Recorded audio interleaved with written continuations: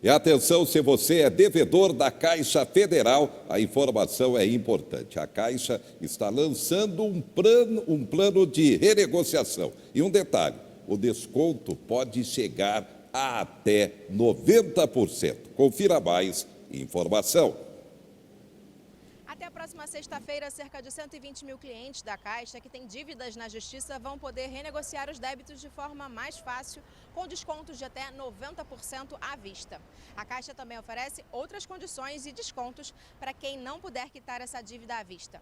A ação abrange 71 mil pessoas físicas, das quais um quarto vão poder quitar as dívidas à vista por menos de R$ 1.000, e 50 mil pessoas jurídicas, das quais mais de 44% vão poder pagar à vista com valores inferiores a R$ 10.000. Essa iniciativa tem como objetivo encerrar processos judiciais de maneira conciliatória, permitindo assim que os clientes recuperem a capacidade de pedir crédito no mercado de novo.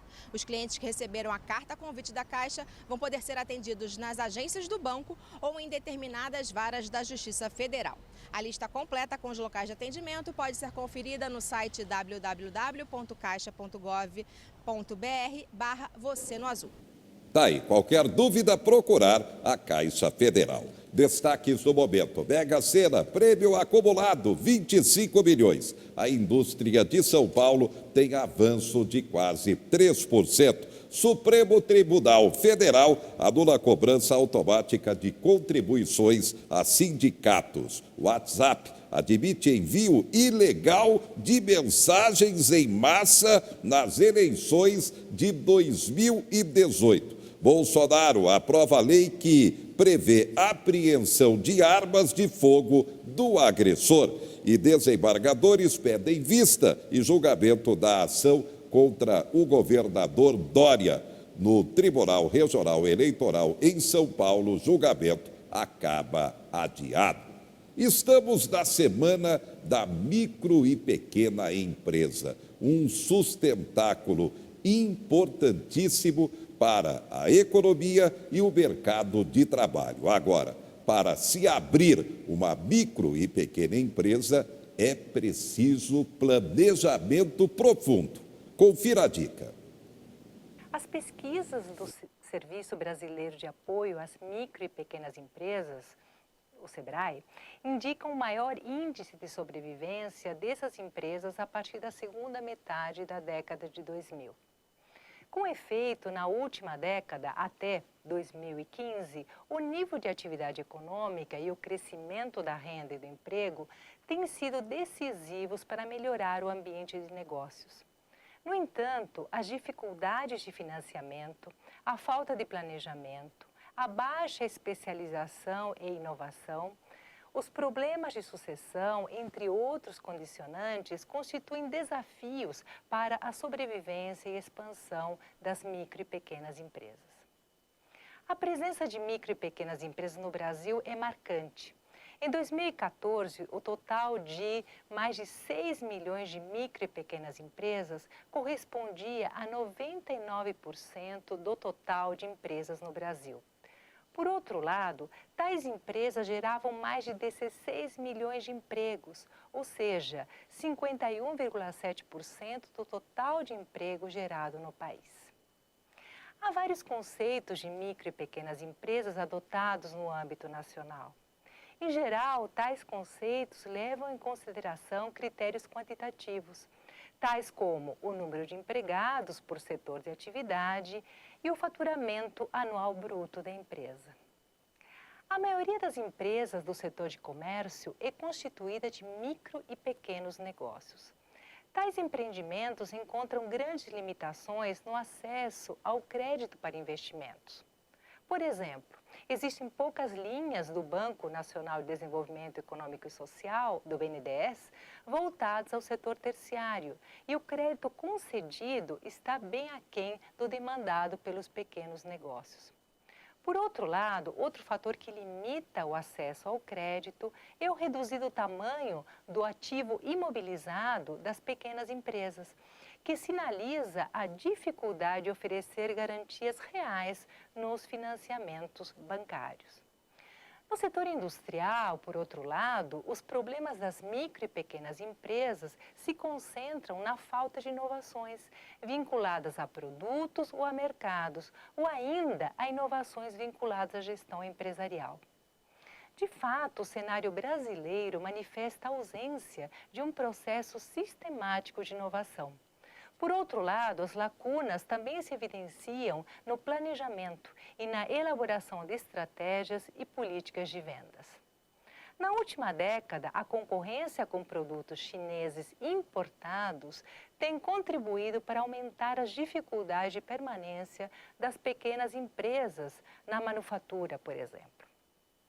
Diante desse quadro, podemos dizer que a produtividade dos pequenos negócios também depende das condições de competitividade sistêmica, que estão relacionadas a fatores vinculados à disponibilidade e custo de energia, às modalidades de transportes, às redes de telecomunicações e ao avanço das pesquisas tecnológicas.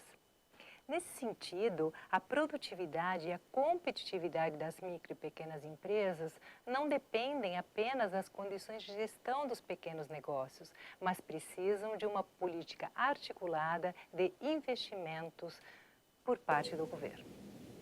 Planejamento, palavra essencial para se abrir uma micro e pequena empresa. Destaques do momento: Câmara Municipal de Marília aprova a anistia para devedores de impostos. A Caixa Federal reduz juros para financiamento imobiliário. Quase 40% dos brasileiros fazem compra utilizando o nome de outras pessoas. O comércio de Marília, na expectativa de aumento das vendas em razão do Dia das Crianças. Quarta e quinta-feira, rodada completa do Campeonato Brasileiro. E a onda das montadoras, convocação de recalls para reparos em veículos. Mas agora tem uma informação importante. Você tem que ficar atento.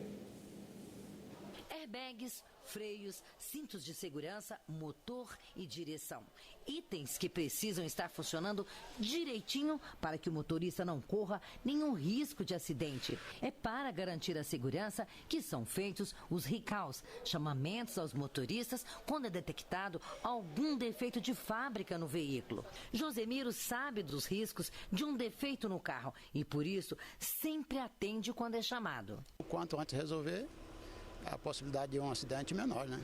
Mesmo com os riscos, o atendimento às campanhas de recall no Brasil ainda é pequeno em relação a outros países. Segundo a Senacom, das mais de 700 campanhas realizadas no país nos últimos 5 anos, 189 apresentaram níveis de atendimento abaixo de 10% e 103 apresentaram de 10% a 40%. Para que mais pessoas atendam aos chamados de recall, uma portaria está modernizando e desburocratizando o sistema. O mundo digital passa a ser usado para alertar e até incomodar quem não atender as convocações. O aviso de risco chegando diretamente no consumidor, ele vai ser cientificado, afinal vai praticamente pular um pop-up na tela do celular dele ou chegar uma correspondência em casa. E além disso, o Denatan também prevê que a mensagem do recall seja gravado direto no documento do veículo. Então, o documento do veículo do consumidor que não atendeu o recall vai ter lá a frase: este veículo está pendente de uma campanha de chamamento ou está pendente de um recall. Esta concessionária faz cerca de 200 recalls por mês, média considerada baixa. Mas com as novas regras, o número de atendimentos deve aumentar. Vai nos ajudar porque vai ficar registrado no documento do veículo a necessidade do recall e o dono anterior não realizou. O alerta continua contra o sarampo. Cerca de 7.000 casos apenas no estado de São Paulo, com 9 mortos. Única forma de prevenção à doença, a vacinação. Médico especialista faz o comentário e o alerta aqui no quadro. Hoje vamos falar sobre o sarampo, uma doença viral aguda, altamente contagiosa, muito comum na infância, potencialmente grave, inclusive pode levar ao óbito, e que é transmitida ao falar, tossir e espirrar. A doença já havia sido declarada eliminada no país pela Organização Mundial da Saúde, E com isso, as pessoas podem ter deixado de se vacinar, como também deixaram de vacinar os seus filhos. E hoje o Brasil vem enfrentando um novo surto de sarampo em vários estados, que pode levar, inclusive, a comprometer o certificado de eliminação da doença. Um caso suspeito de sarampo é qualquer paciente que apresenta febre e exantema, o exantema maculopapular morbiliforme, de direção centrípeta, ou seja, ele começa na região retroauricular e vai disseminando para o restante do corpo, seguido de tosse, e ou coriza, e ou conjuntivite, independente da idade e situação vacinal. A atenção especial deve ser dada às pessoas que viajaram para locais com circulação do sarampo que estejam apresentando sinais e sintomas compatíveis com a doença.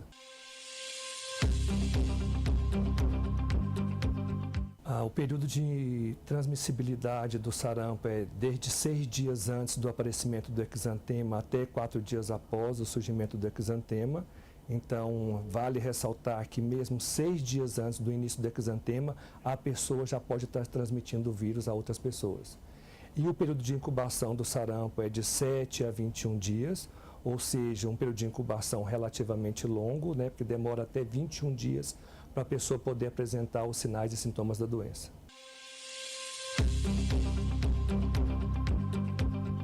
As manifestações clínicas do sarampo, geralmente elas começam pelo sintoma que a gente chama de sintomas catarrais, que é caracterizado por uma febre alta, geralmente em torno de 38,5, é uma tosse seca no início da doença, coriza, a conjuntivite, que não é uma conjuntivite purulenta.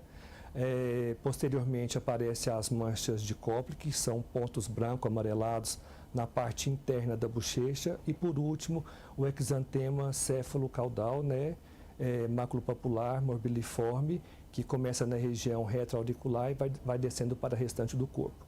Vale ressaltar aqui que com a remissão do exantema, espera-se que a febre também vá abaixando, e a febre persistente com a remissão do exantema é um caso provavelmente que está agravando. Outra coisa que devemos ressaltar é que em alguns casos pode acontecer uma descamação furfurácea, que é quando o exantema começa a desaparecer, né, com aspecto de farinha mesmo daquele exantema na pessoa acometida.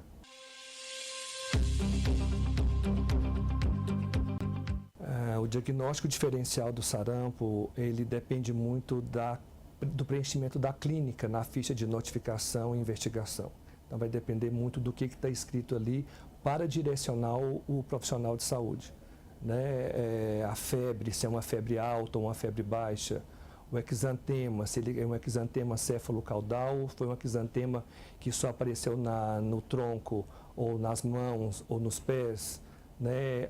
Aquela conjuntivite é uma conjuntivite purulenta ou não purulenta, o paciente apresentou prurido ou não.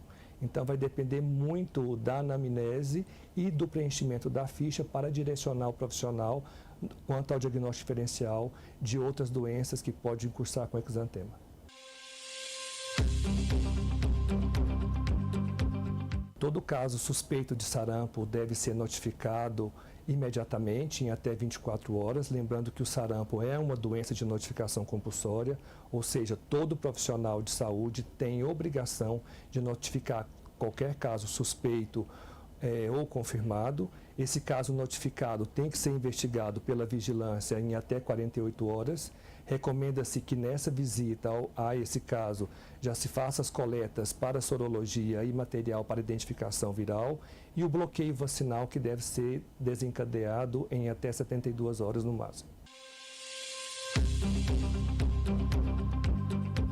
A vacina é a forma de prevenção contra a doença, né, contra o sarampo. Hoje, no calendário nacional de imunização, está preconizado uma dose com a vacina tríplice viral aos 12 meses de idade e uma segunda dose com tetraviral aos 15 meses de idade. Recomenda-se que todas as pessoas até 29 anos tenham 2 doses com componente sarampo, assim também os profissionais de saúde também devem ter 2 doses. Pessoas de 30 a 49 anos devem ter pelo menos uma dose da vacina com componente sarampo, e não devem ser vacinados contra sarampo gestantes imunocomprometidos sem indicação médica, pessoas com sinais e sintomas da doença e menores de 6 meses de idade. Não existe um tratamento específico para o sarampo. O tratamento é baseado na sintomatologia, né? Recomenda-se uma hidratação oral rigorosa, o suporte nutricional, o repouso, né? E recomendamos que as pessoas que sejam suspeitas ou confirmadas de sarampo, elas permaneçam em isolamento domiciliar, ou se for um caso grave, que ele permaneça em isolamento hospitalar por até 4 dias após o início do exantema, evitando assim que se contamine novas pessoas. O tratamento com antibiótico é contraindicado nos casos de sarampo, a não ser que a pessoa tenha alguma infecção, né, que pode ser como a pneumonia ou...